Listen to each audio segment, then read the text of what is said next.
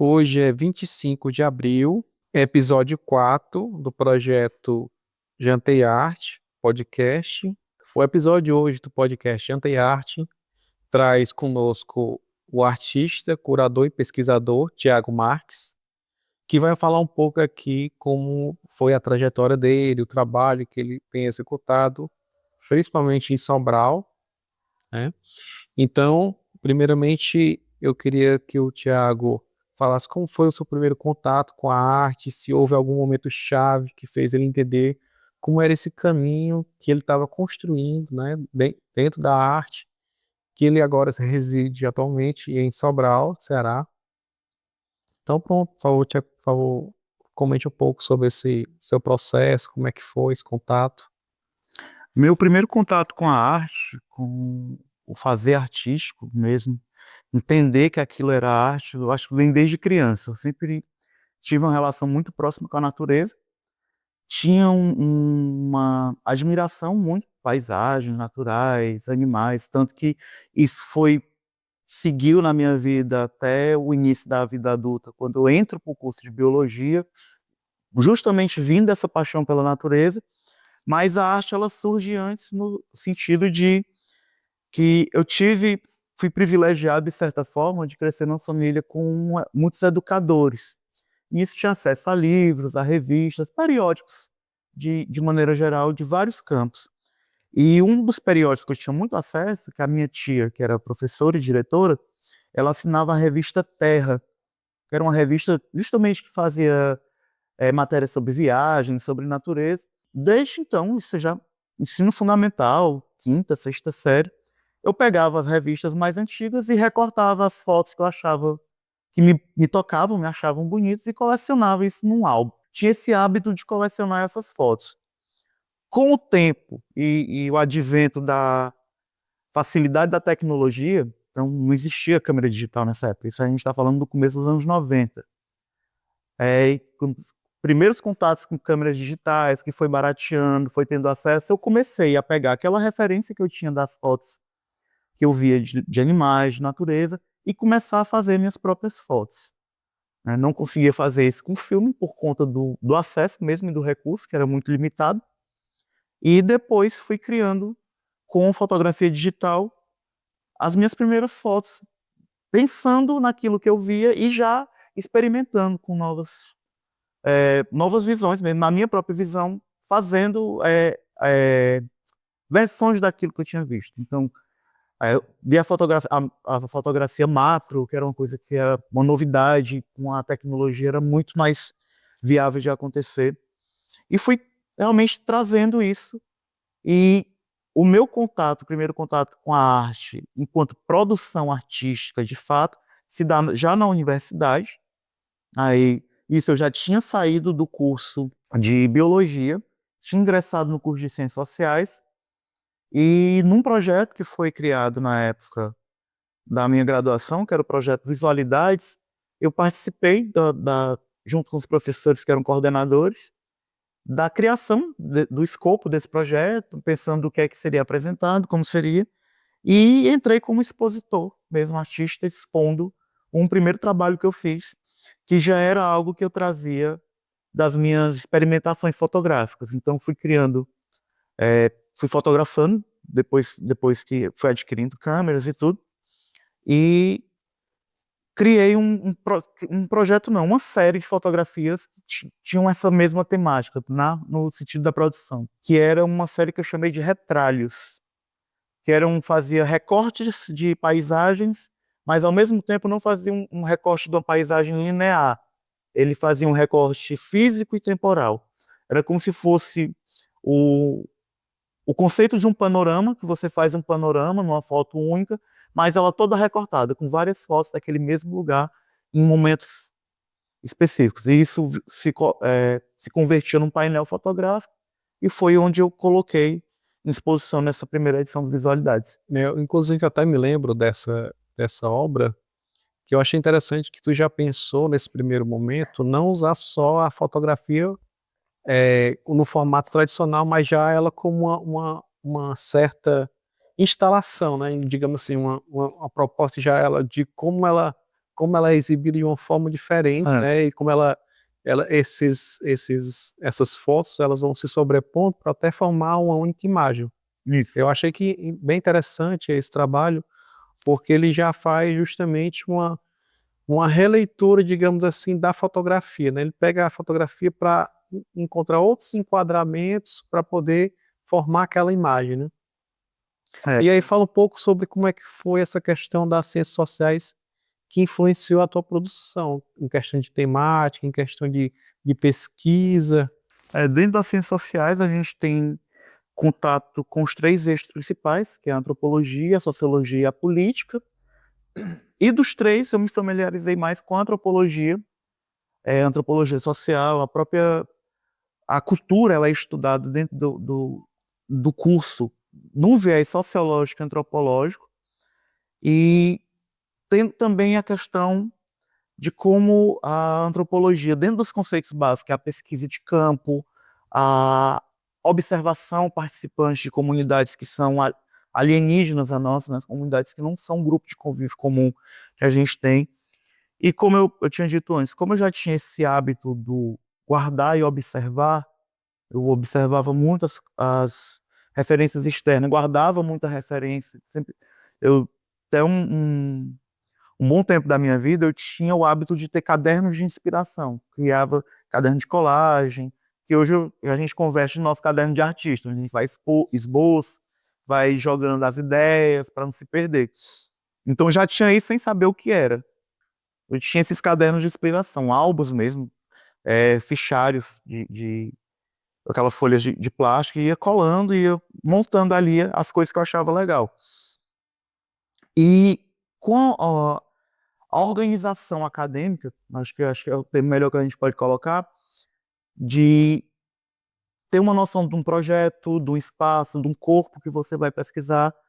As ciências sociais foram trazendo isso também dentro da minha produção artística, como também na atuação que eu tenho vindo fazendo depois, que é de trabalhar com formatação de exposições, gerenciamento de espaços culturais. Quando eu penso em uma exposição, quando eu faço o projeto de uma exposição, e ultimamente eu tenho feito isso, ultimamente eu estou dizendo nos últimos 10 anos, eu tenho pego essa responsabilidade de criar desde o conceito, a expografia, o processo de curadoria, a montagem, a desmontagem e a embalagem final dessas peças. Então, todo esse processo eu tenho feito. Fui aprendendo isso com o tempo. Tive a oportunidade de trabalhar junto com o Roberto Galvão na época do Instituto ECOA, onde auxiliou muito na minha formação, direto nesse campo de formação de exposições. Gente, o Instituto ele promovia cursos técnicos formativos, cursos com 200, 300 horas. Até um curso maior, que foi o curso de História da Arte, que teve uma carga horária de 800 horas.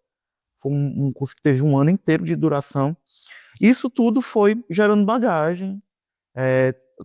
Tenho uma capacitação técnica em manuseio e trato de peças de arte, obras de arte. E também nessa parte de montagem e curadoria de exposições, eu fui tanto por essas capacitações, como também com a formação técnica pelo Instituto. Voltando às ciências sociais, eu levo muito dos conceitos que eu acabei aprendendo no curso, na forma de organizar uma exposição, na forma de pensar uma curadoria, ou de criar uma mostra em cima de uma temática, já pensando o viés humano e antropológico dela, como ela vai, como a sociedade vai reagir com um determinado tema, qual abordagem que eu posso usar daquele tema. Eu acho que isso tudo tem uma influência muito grande da minha formação, do que o curso traz, né, para a minha formação. Com certeza. E falando dessa questão da curadoria, como você vê hoje, as exposições que têm surgido dentro da cidade de Sobral, né? A gente tem a exposição que teve agora do EITA, né? Que você está como curador. Tem a exposição que vai abrir agora da Residência Tradições. E a gente analisa também esse crescimento de exposições dentro da cidade. Como curador, como é que você vê esse crescimento das artes visuais dentro da cidade de Sobral? Fala um pouco também sobre essa tua experiência de curador dentro dessas exposições. Dentro do projeto do EITA, eu entro como curador e também assino a expografia da exposição e tenho assinado as expografias e curadorias das exposições que ocupam o espaço da Casa da Cultura já há algum tempo, as que são geridas pela própria secretaria. Mas falando do EITA, o processo de curadoria foi conjunto, foi feito entre o Wesley, a Cecília e eu, e nisso a gente, quando foi pensar a expografia, foi pensado da forma de utilizar todos os espaços que a gente tinha disponíveis na Casa da Cultura, aproveitando não só as paredes como os espaços positivos, mas também por se tratar de uma mostra que tem a arte contemporânea como principal elemento, trazer essa forma de apresentação de uma forma mais dinâmica, que foi no caso de 4 trabalhos que a gente optou por apresentar flutuando, digamos assim, na parte inferior da escada. A Casa da Cultura ela tem uma escada bem emblemática, que é uma escada em caracol, toda de aço, e o vão embaixo dessa escada a gente também quis aproveitar como espaço positivo, para não ficar só a coisa dura da obra na parede. Então, ter essas peças que estão suspensas por fios de nylon, que dão a sensação de estarem flutuando no espaço. Então, o visitante ele vai poder chegar e observar a forma tradicional de exposição, que são as peças na parede, mas também de trazer a experiência participativa mesmo, quase que imersiva, de circular por entre as obras, e são obras que elas vão estar interagindo com o espaço, com o ambiente, por conta da ação do vento, e com o próprio visitante, que vai poder manipular essa peça e vai ter o olhar dele direcionado para essa obra de uma forma mais dinâmica. Na outra ala da exposição, onde a gente quis colocar todos os elementos em vídeo, então nós construímos um espaço com iluminação bem reduzida, a gente conseguiu manipular a luz para que só as peças mesmo, só os vídeos ficassem visíveis dentro da sala, com uma orientação no chão em fita, para que o visitante não se perca no espaço escuro, onde a gente tem disposto também os bancos, que foram sinalizados com a fita de uma cor mais vibrante. Isso tudo é pensado dentro do processo de curadoria para que a experiência do visitante seja o mais proveitosa possível. Ele tem um conforto de assistir o vídeo sentado, ele consiga se orientar numa sala que está mais escura, que tem uma mobilidade reduzida, que também é uma questão que a gente prioriza muito nos processos de exposição, que é a acessibilidade. Porque a acessibilidade não é só ter um espaço com uma rampa ou com uma porta mais larga, mas também que todo o processo da visita da exposição seja o mais acessível possível, seja na altura que a peça está colocada, na fonte, na letra que é utilizada nas etiquetas, isso tudo a gente vai pensando. E dentro do processo de curadoria, isso é muito importante ser lembrado, porque o público ele é diverso. A gente não faz uma exposição no espaço público, principalmente, ou num projeto grande, como é o caso do EITA, que reúne artistas de 17 países diferentes, são 50 trabalhos no total. Então a gente não pode ter essa visão de que todo mundo vai entender aquilo ali, mas o máximo de pessoas possíveis vão ter que ter o acesso para esse material. E vendo o espaço, vendo essa leva que a gente está tendo a partir desse ano de exposições, de ocupação dos espaços,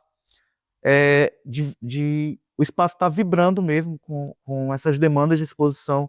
Logo depois do EITA, a gente recebe a Transições, que é fruto de uma residência artística, a primeira residência, na verdade, realizada em Sobral, residência artística de formação artística, com uma produção de peças que vão gerar uma exposição no final, e ocupando também de novo o espaço da Casa da Cultura.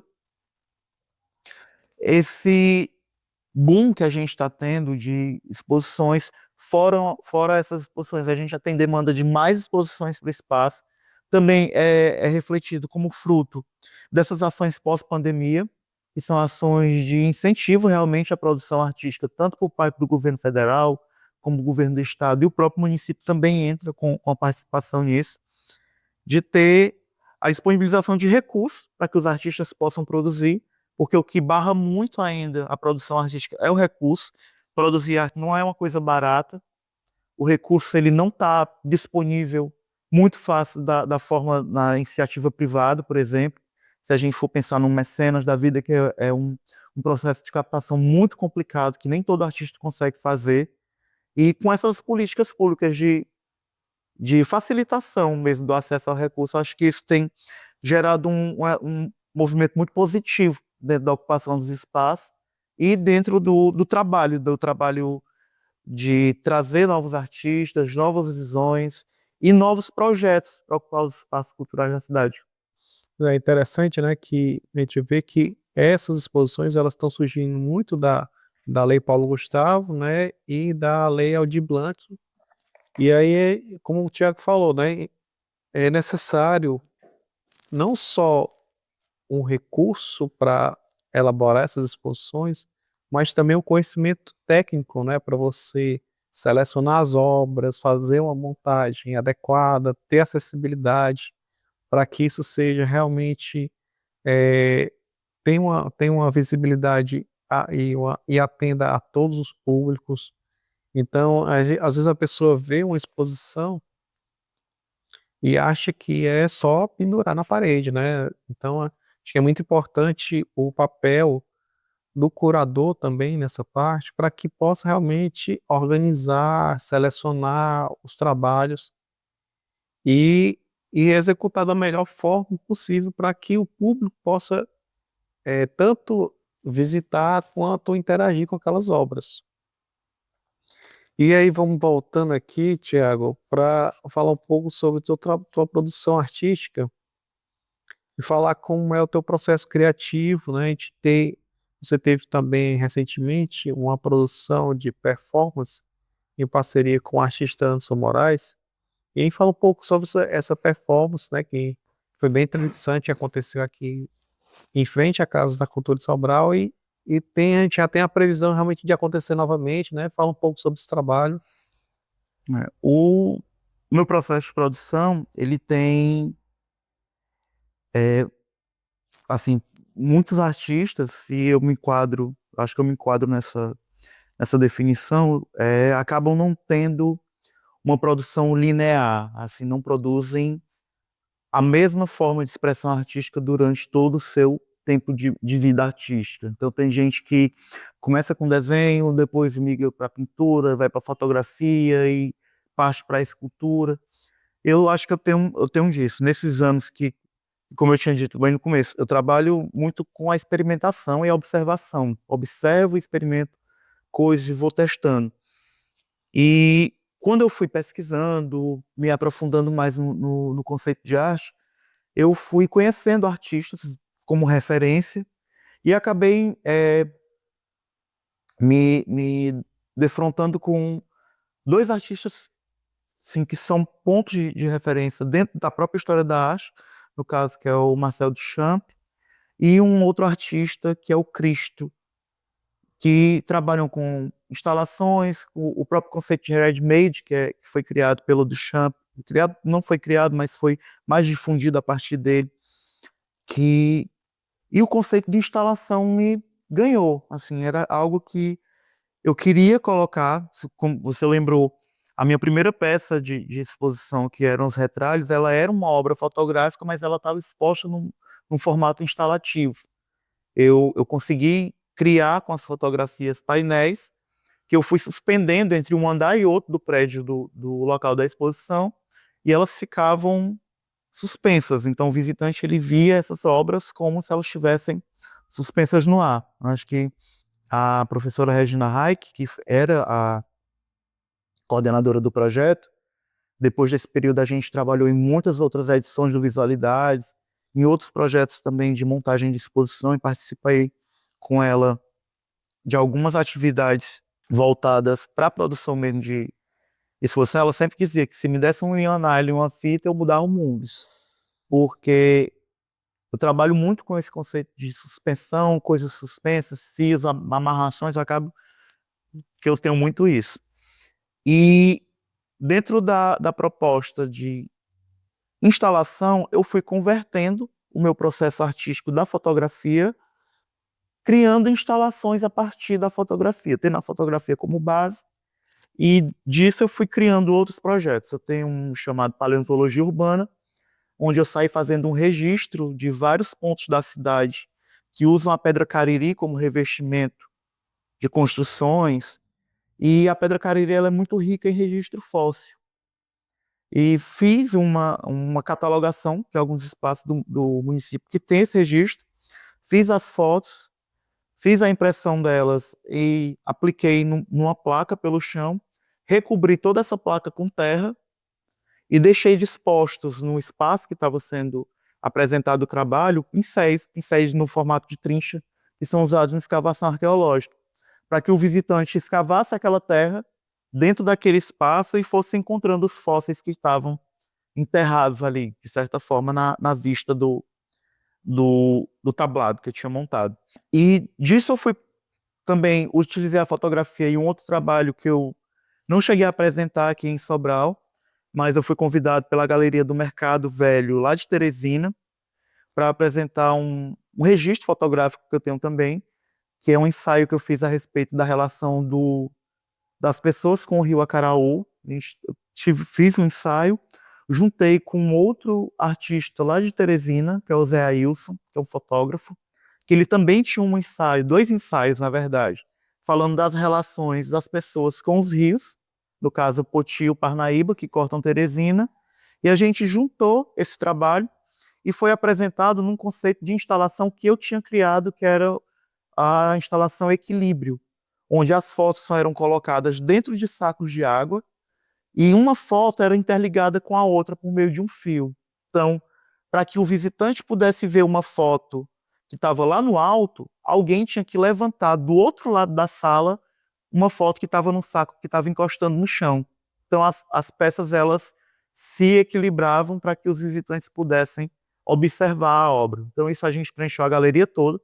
Foram ao torno de 50 fotos que a gente utilizou, 25 minha, não, foram 48, 24 minha e 24 do Zé Ailson, divididos nos ensaios. E é interessante que tu já pensa nessa questão da experiência, né, que o visitante vai ter, porque ele não vai ter só aquele contato com a forma pura da fotografia, né, a fotografia já estaria imersa dentro desse saco com essa água, né, que já pensa numa forma diferente que se vê aquela imagem, né, já tem, digamos assim, uma alusão da própria água do rio que cobre aquela fotografia. E é interessante que já vai fazendo essas novas formas de olhar, que a arte contemporânea preza muito por esse novo fazer, novo olhar que se tem sobre uma técnica que já existe.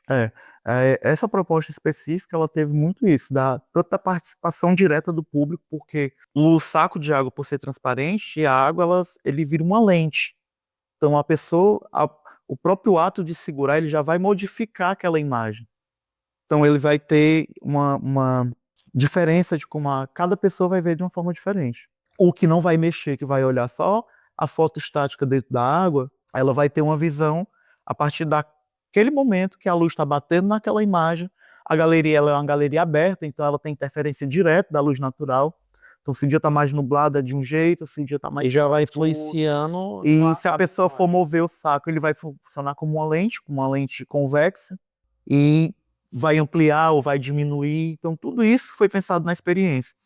Eu também trabalho com o processo formativo de equipe para mediação, trabalho diretamente com os processos de mediadores nas exposições, e quando eu falo também, dentro do conceito, que eu vou formar uma equipe para uma exposição que eu estou assinando como curador, como da expografia dela, eu tenho uma fala que já é um jargão meu, que eu fui, ao longo desse período de experiência, moldando, que é o quê? Toda exposição, ela conta uma história. Então, eu monto uma exposição contando uma história. Então, eu quero que o visitante entre naquele espaço e ele veja essa história sendo contada. Mas ela não precisa necessariamente ser uma história linear. Ela pode ser, porque pensando nos espaços expositivos que a gente tem, o visitante ele entra por um local, mas ele pode começar a observar pelo outro. Ele pode seguir, por exemplo, a Galeria da Casa da Cultura, ela tem 2 entradas e saídas. Ela tem a entrada principal e tem uma entrada da área de acessibilidade, que é da plataforma elevatória. Então, o visitante ele pode entrar por 2 lugares. Ele pode entrar num lugar que ele vai chegar, o que seria, pensando no sentido horário, o final da exposição, mas ele pode entrar no que seria o começo. Então, essas histórias, essa forma de contar a história, eu prefiro fazer ela nucleada justamente para que o visitante ele possa ter a noção do que ele está vendo, caso ele não precise de uma mediação. Eu assino a expografia do Museu Madi e eu fui criar essa expografia pensando assim numa história linear, porque o museu ele só tem uma entrada e uma saída. Então o visitante ele chega, ele já vai se deparar com um espaço contando a cronologia do museu e a partir daí ele vai vendo ele vai vendo a exposição com as peças organizadas em núcleos, com um painel informativo mostrando o que é aquele núcleo, de cada peça está ali, por quê, e dizendo a natureza daquele espaço. Aí, voltando à produção artística. Eu saio da fotografia, tenho, assim, como todo mundo acho que tem um pouco de envolvimento com a arte, sempre desenhei, rabisquei a vida toda, nunca expus nada diretamente voltado com a minha produção de desenho. Já tive um trabalho também voltado com a área da pintura, e aí sim já participei de exposições com meu trabalho em pintura. Tenho, a paralelo a isso, o processo de formação de peças, de obras em instalação, como eu já fui falando algumas, instalação, registro de instalação, a exposição de Santo Antônio em Pinhel, que a gente até participou junto.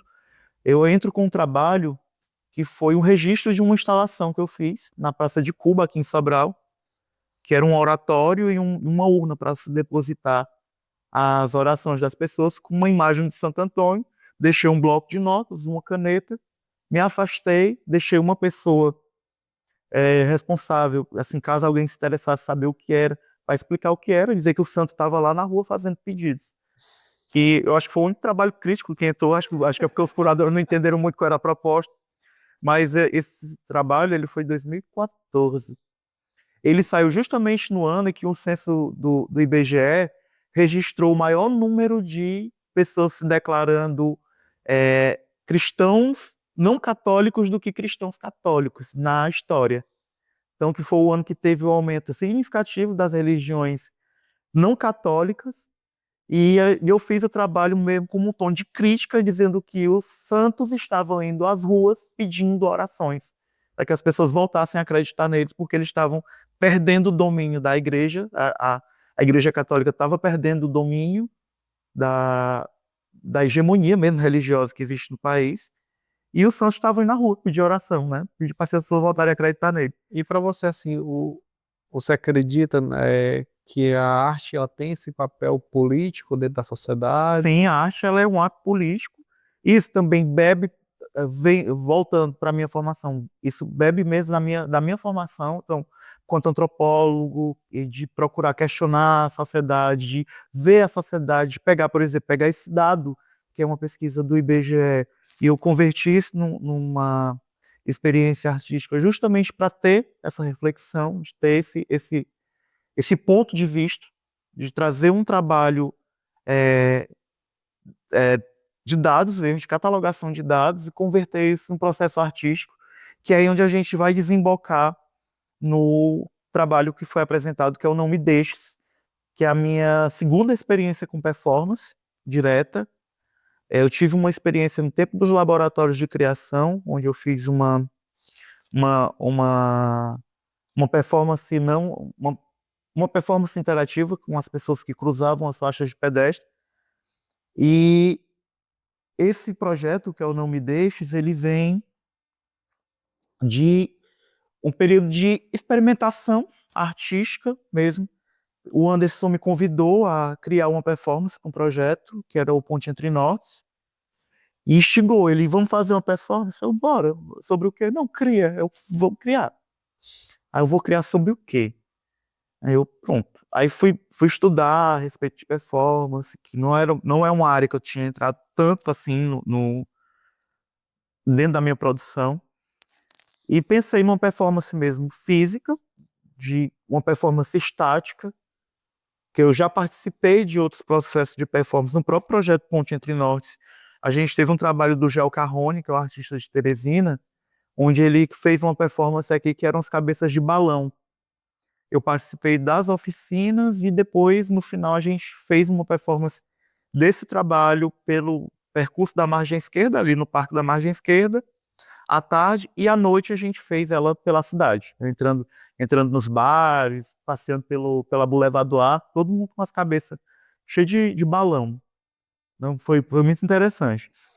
E a Não Me Deixes, ela, dentro do conceito mesmo dela, ela faz um traçado linear de uma relação entre duas pessoas.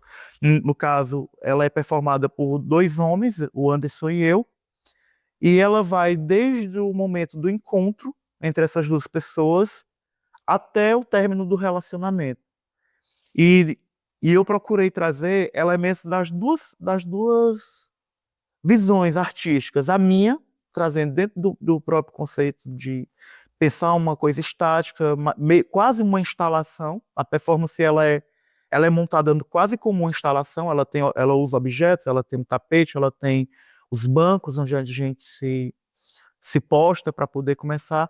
E o trabalho do Anderson, o processo criativo do Anderson, que assim como foi migrando dentro da produção dele, saindo do desenho, depois para a pintura, e entrou no bordado, onde você já está com uns 6 a 8 anos que está trabalhando com bordado. E eu quis trazer o bordado para dentro da performance. Né, eu achei muito legal, Thiago, esse ponto em que tu justamente fez essa mistura dos dois trabalhos, né? Quando o Anderson te chegou, né, trazer o teu trabalho, digamos assim, de, de instalação para dentro mistura junto com o trabalho dele, que já mesclava essa questão do bordado, que aí tem a costura, tem a linha vermelha e tudo mais. Eu achei muito interessante quando eu vi a performance que justamente juntou, né, esses dois trabalhos, respeitando um trabalho do outro, né? Achei muito legal. Quando eu fui pensar conceitualmente como é que isso ia ser apresentado, eu pensei primeiro no que seria mostrado, né, como o que ia dizer, qual era a mensagem dela, e depois eu fui fui pegando referência estética tanto no tecido, que a gente optou por ter um tecido neutro, um tecido que lembra muito o tecido que o Anderson costuma trabalhar, que é um tecido de algodão, um algodão sem lavagem, um algodão cru, e o vermelho, que é a cor predominante do trabalho das produções recentes dele. Eu quis trazer esse vermelho e também pela própria linguagem da linha vermelha, existe uma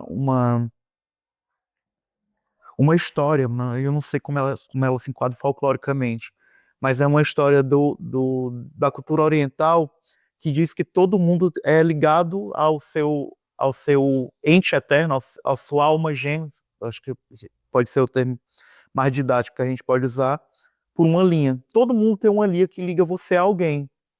E há muito tempo atrás eu tinha visto um vídeo era justamente isso, que era uma pessoa que vagava pela cidade e ela sempre com uma linha amarrada no dedo, que era essa linha que ela cruzava vários locais e um dia essa linha encurtava até ela conhecer aquela que seria a alma gêmea dela, digamos assim.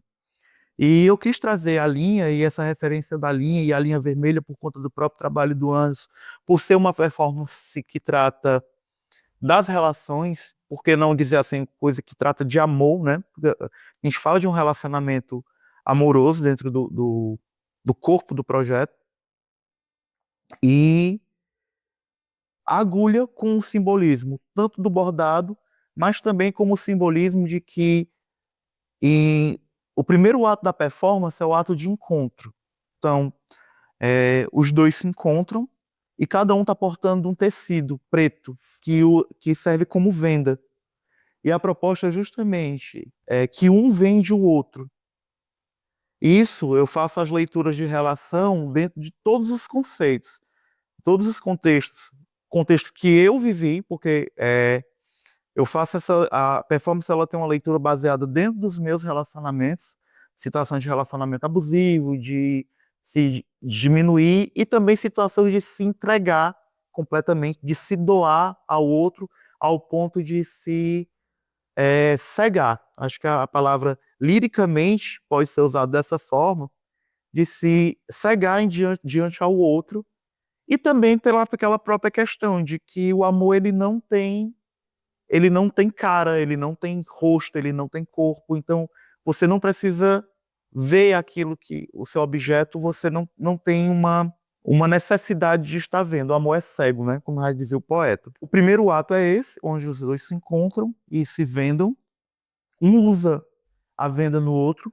Tem a instalação do espaço, que são os bancos, para poder realizar a performance, onde a gente senta um de frente ao outro.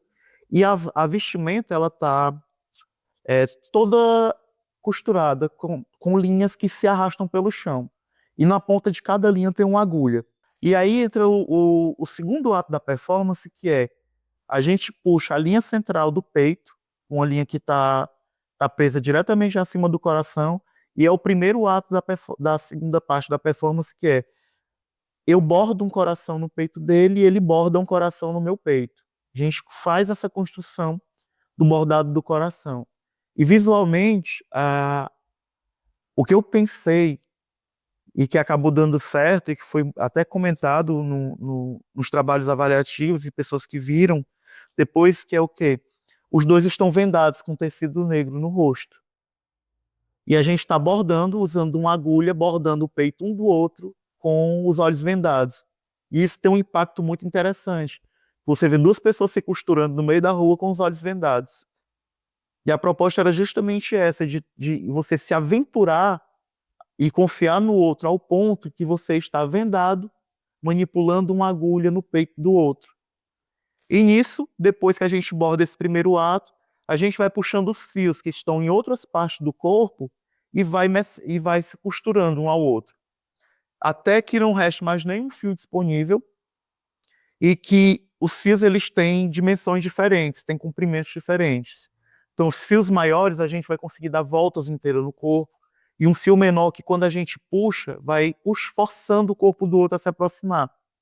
Até que, quando chega no começo do terceiro ato da performance, os corpos eles já estão tão próximos por conta dos fios que a gente não consegue mais se desvincular um do outro. Vira um corpo só. Os dois estão costurados um no outro. Literalmente estão costurados um no outro. Que é onde entra o terceiro ato, que é o rompimento. E o rompimento acontece também dentro de uma ação com um objeto dentro da performance, onde cada um tem uma tesoura, e com essa tesoura a gente vai cortando os fios que estavam nos unindo, restando só o fio final do peito, que é o último a ser cortado. E com o corte desse fio, a gente se levanta, se desvenda. Agora cada um tira a sua própria venda, tira a venda que o outro colocou, vira de costas, não tem nenhum contato, e sai pelo caminho que o outro entrou. A gente não entra, a gente não sai pelo mesmo caminho que a gente veio. A gente acaba saindo pelo outro caminho. Então isso tudo para simbolizar a ligação, que você entra de um jeito numa relação, e quando você não sai mais a mesma pessoa. Assim como a camisa que a gente estava vestindo não sai mais a mesma, ela está toda furada, ela está rasgada, ela está com cicatriz, mas assim a gente ainda vai seguindo, tira a venda e olha para frente e vai procurando outro caminho. Então, a Não Me Deixes, ela tem toda essa didática mesmo de tentar contar essa história nessa forma, fazendo isso nesses 3 atos aí que a gente vai construindo, do encontro, da vivência e do término de uma relação. E aí, dentro da tua perspectiva de produção, né, e como curador, como é que você vê hoje as produções dos artistas do interior do Ceará, né? Que a gente tem muitos artistas, né, que às vezes não conseguem chegar às capitais, mas como é que você vê essa grande produção que a gente tem dos artistas do interior dentro, do Ceará? Os processos de facilitação mesmo da produção artística, como eu tinha dito. Eu comecei a fotografar com a câmera emprestada, que era uma de 2 mega, 2 pixels, na verdade, uma coisa assim bem rústica. Aí depois veio o celular, e esses processos, pensando na fotografia especificamente, no interior eles são facilitadores, porque o acesso a materiais artísticos, a gente tem uma dificuldade ainda grande, assim, tanto do recurso, do acesso, mas também a tecnologia ela facilitou muito. A arte contemporânea ela tem e o entendimento da arte contemporânea enquanto fazer artista, porque a arte contemporânea ela tinha uma visão, ao mesmo tempo que era muito elitizada, ela é muito marginalizada. Porque aí não, só entende arte contemporânea quem é sábio na arte. Ou então só faz arte contemporânea quem é artista consagrado, ou quem está no exterior, que pode estudar arte fora. E não, se entendeu que a arte contemporânea é a arte feita hoje. E essa arte feita hoje, ela pode ter todas as linguagens que você imaginar. Se faz arte contemporânea com pintura clássica, se faz arte contemporânea com fotografia, fotografia digital, fotografia analógica, se faz arte contemporânea com arte digital.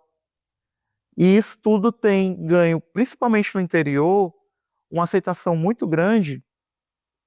E a gente vê, por exemplo, existem projetos aqui que são válidos realmente, são iniciativas válidas de se citar, como a Norte Bienal, o próprio Ponte Entre Nós, que traz à luz essa produção artística desses viventes do interior do estado. A gente tem uma galera que produz em Cariré, que produz em Santana, que está lá no alto da serra e tem uma produção artística pungente, forte, que esse pessoal está tendo essa possibilidade de produzir e, como eu tinha dito antes, com essa facilitação do recurso público na formação de espaço expositivo, na ocupação desses espaços, com mostras coletivas, esses artistas estão vindo à luz, estão trazendo o seu trabalho para ser visto em locais. Sobral ainda é a referência na região, por ser a cidade que tem mais equipamentos que podem ser utilizados para exposições. A gente tem espaços do SESC, a própria Universidade Estadual dispõe de alguns espaços que podem ser utilizados. A gente tem dentro da esfera do município a Escola de Artes Visuais, Raimundo Sela, que é na Estação de Belas Artes, a própria Casa da Cultura, os outros espaços que podem ser utilizados, como Casa do Capitão Mall, o próprio Centro de Referência Turística, são espaços que acolhem exposições. E ele traz essa abertura para que artistas locais, artistas aqui do interior mesmo, Sobral tem essa dinâmica de muita gente que mora em Sobral, não é de Sobral, por conta de uma cidade que tem essa referência universitária. A gente tem hoje 3 grandes instituições de ensino aqui no campo do ensino superior, 4 na verdade, e isso vem trazendo também pessoas que vêm para se formar academicamente, mas também estão produzindo sua arte. E essa produção do interior ela acaba desembocando para cá por conta da proporção de espaço disponível para exposição e também da viabilidade das pessoas entrarem nesses projetos, entrarem nesses editais de ocupação, entrarem nessas seleções de mostras coletivas, ou, no caso, também como uma residência, né? Se candidatarem a uma vaga na residência para promover e se especializar mais e capacitar e aprender mais dentro do seu fazer artístico. Assim, é importante alguns pontos que o Thiago falou, lembrar que, por exemplo, eu e ele, a gente teve uma formação muito, que foi muito importante para a gente dentro do ECOA, com o Roberto Galvão, e foi ajudando o nosso caminho, nossa trajetória como artista, né? E eu acredito que a gente trouxe esse ano a Residência Transições, que nós dois estamos como mentores, que é, digamos assim, ao meu ver, uma forma de retribuir esse conhecimento que a gente absorveu durante esse tempo para essas novas gerações de artistas do interior, né? Que a gente tem artistas de vários locais, de várias cidades aqui do interior do Ceará, para que a gente possa realmente transmitir esse conhecimento, para que abrir caminhos para novas gerações para expor. A grande dificuldade que a gente vê dos artistas é de como ter a sua primeira exposição, né? Então a gente selecionou artistas, né, que puderam ter a primeira experiência com a exposição, e eu acho que é interessante a gente sempre repassar o conhecimento, né, não ser o dono do saber, mas sempre quando a gente absorver um conhecimento, que a gente possa repassar para outras pessoas, para que elas possam também, crescer através daquele conhecimento. E aí, Thiago, eu queria só que você deixasse um comentário a respeito de uma sugestão que você daria para aquelas pessoas que querem começar nas artes visuais, o que que você recomendaria, que querem de repente trilhar um caminho como curador, o que que você recomendaria como uma sugestão? Algo que a gente sempre fala, até no próprio processo formativo da residência, da Transições, é que buscar realmente referência, visitar exposições, ver o trabalho de outros artistas, não achar que a sua produção ela é única ou que aquilo que você está fazendo vai ficar estagnado, assim. A gente acaba conhecendo muitos artistas de uma obra só, que acham que começaram a produzir ou que fazem só aquela peça e que tem a criatividade, tem a vontade, tem o desejo de fazer arte, mas acaba não produzindo muito, ou se acaba produzindo, fica num processo de repetição da mesma obra.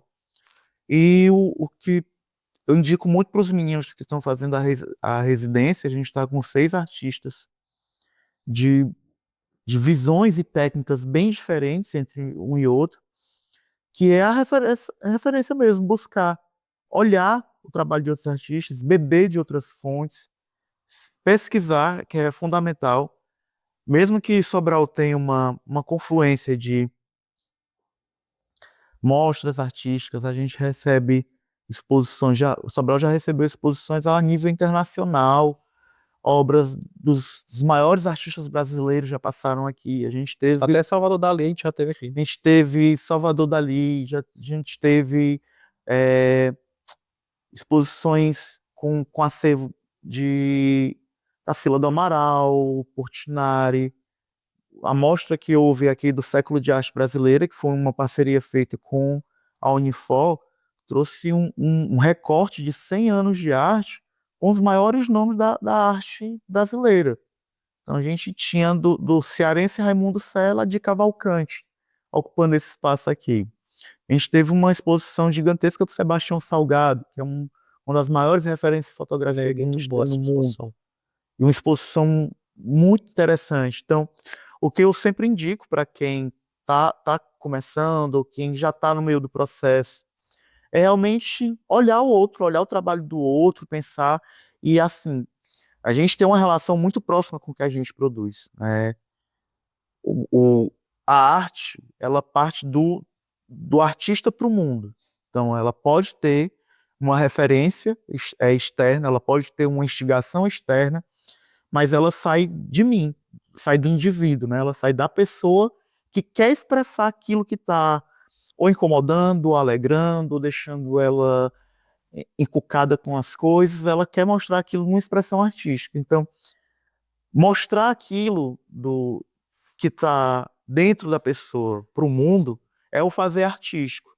E ter referências, ter formas de apresentar isso é muito importante para que o artista ele tenha, dentro da sua trajetória, uma riqueza de elementos, que ele possa ter uma capacidade de mostrar mais aquilo que ele tá querendo colocar para fora, de uma forma que o público, assim, não existe arte sem a vista, sem o outro.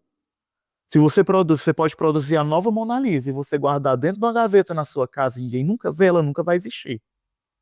Uma peça, a obra de arte, ela só existe a partir do processo de fruição, que é quando o outro interage com ela, quando o outro recebe essa obra e quando o outro vê ela.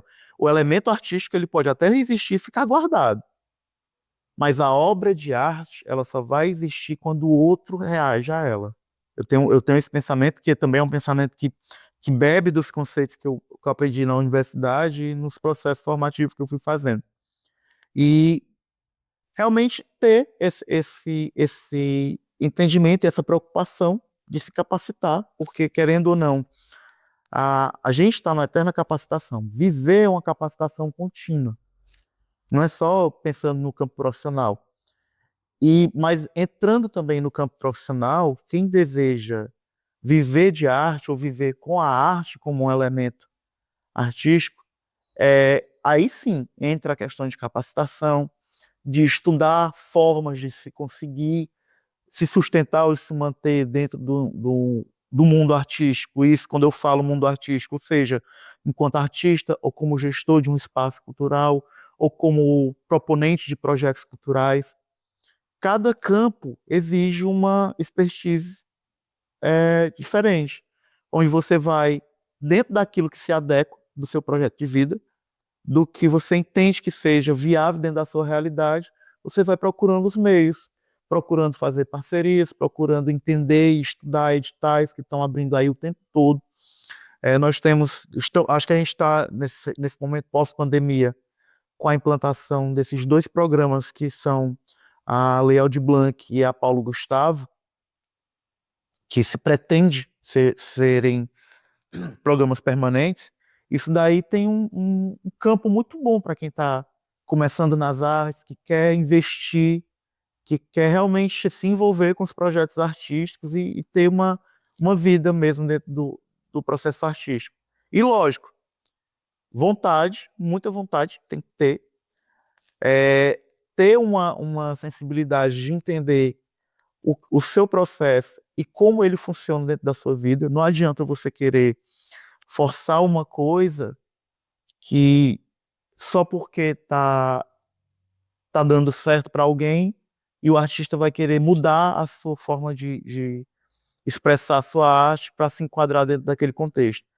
Pode ser que funcione, mas também a forma como isso se realiza pode acabar dando uma diminuição no próprio processo artístico, né? De como o artista vai querer se enquadrar dentro de um escopo, de um projeto, de uma situação que ele vai restringir a arte dele. Acho que dentro da formação artística são pontos importantes que a gente pode colocar como indicação mesmo, como conselho, pensando assim, de alguém que já estou há cerca de 20 anos nesse processo e já experimentei muita coisa, já quebrei a cara muitas vezes executando uma proposta que na minha cabeça estava perfeito, ia ser ideal, e quando a gente vai para campo, que é algo que eu sempre reforço também com os meninos que estão começando agora e estão fazendo parte da residência, é que se estude o que você quer fazer. Porque o projeto na nossa mente, no ideal, ele é completamente aplicável, nada dá errado. Mas quando a gente passa para a realidade, a gente acaba enfrentando questões técnicas, dinâmicas de funcionamento de material que a gente não previa.